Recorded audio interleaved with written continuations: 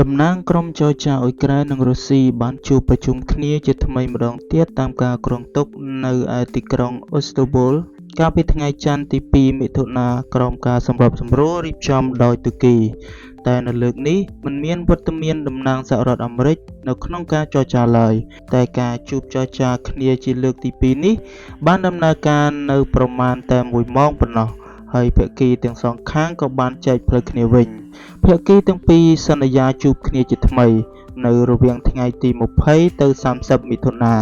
នេះបើផ្អែកតាមលោករដ្ឋមន្ត្រីការពារជាតិអ៊ុយក្រែនរ៉ូស្ទើមអូមេរ៉ូដែលដឹកនាំគណៈបព្វភូចរចាអ៊ុយក្រែនលទ្ធផលនៃជំនួបនេះគឺភាគីទាំងសងខាងសន្យាដោះដូរចំណុចខ្មាំងគ្នាទាំងអស់ដែលជាអ្នកមានរបួសធ្ងន់ធ្ងរនិងទាហានវ័យក្មេងអាយុ18ទៅ25ឆ្នាំលោករដ្ឋមន្ត្រីការពារជាតិអ៊ុយក្រែនបានបញ្ជាក់ទៀតថាភាគីទាំងពីរបានព្រមព្រៀងគ្នា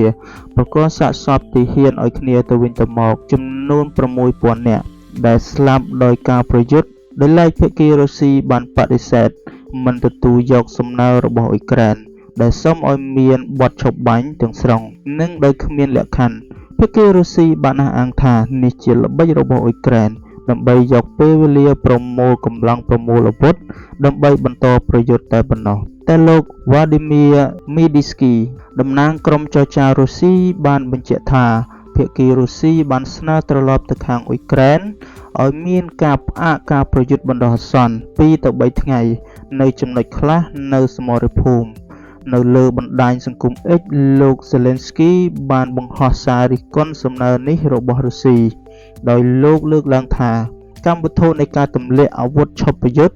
គឺដើម្បីការពារកុំឲ្យមនុស្សស្លាប់តទៅទៀតមិនមែនជាការសម្រាកឈប់ប្រយុទ្ធ 2-3 ថ្ងៃឲ្យបាត់ហត់នោះទេគូបញ្ជាក់ថាជំនួបចរចារវាងអ៊ុយក្រែននិងរុស្ស៊ីនៅអ៊ីស្តាប៊ុលជាលើកទី2នេះគឺបានធ្វើឡើងមួយថ្ងៃបន្ទាប់ពីអ៊ុយក្រែនបានបើកការវាយប្រហារទ្រង់ទ្រាយធំបញ្ជាដ្រូនតូចៗទៅគំទេចយន្តហោះចម្បាំងរបស់រុស្ស៊ីជាច្រើនសិបគ្រឿងដល់ក្នុងទឹកដីរុស្ស៊ីរហូតមកដល់ពេលនេះនៅពុំមានប្រតិកម្មអ្វីទាំងអស់ពីសតវិមានក្រែមឡាំងជាការវាយប្រហារដែលបានបង្ហាញឲ្យឃើញអំពីចំណុចខ្សោយផ្នែកសន្តិសុខរបស់រុស្ស៊ីហើយការខូចខាតយន្តហោះចម្បាំងរបស់រុស្ស៊ីច្រើនសិបគ្រឿងពិតជាជះផលវិបាកខ្លាំងដល់សមត្ថភាពវាយប្រហារបាញ់មីស៊ីលទៅលើអ៊ុយក្រែនយ៉ាងណាក៏ដោយលោក Hakan Fidan រដ្ឋមន្ត្រីការបរទេសទូគីដែលសម្របសម្រួលការចរចាបានលើកឡើងថាទោះជាភាគីទាំងពីរជួបចរចាមិនបានយូរមែន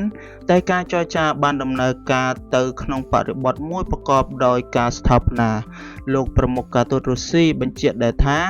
ភាគីរុស្ស៊ីបានប្រគល់ទៅខាងអ៊ុយក្រែននៅអត្ថបទអនុស្សរណៈមួយ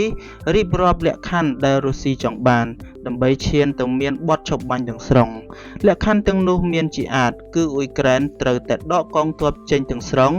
ពីដែនដីតំបន់ទាំង4របស់អ៊ុយក្រែនដែលរុស្ស៊ីបានកាត់បញ្ចូលទៅក្នុងទឹកដីរុស្ស៊ីកាលពីល្ងាចថ្ងៃច័ន្ទទី2មិថុនាក្រោយចប់ការចរចាលោកប្រធានាធិបតីទូគីបានអំពាវនាវជាថ្មីម្ដងទៀតសូមឲ្យមានជំនួបដោយផ្ទាល់មាត់រវាងលោកប្រធានាធិបតីពូទីននិងលោកប្រធានាធិបតី Zelensky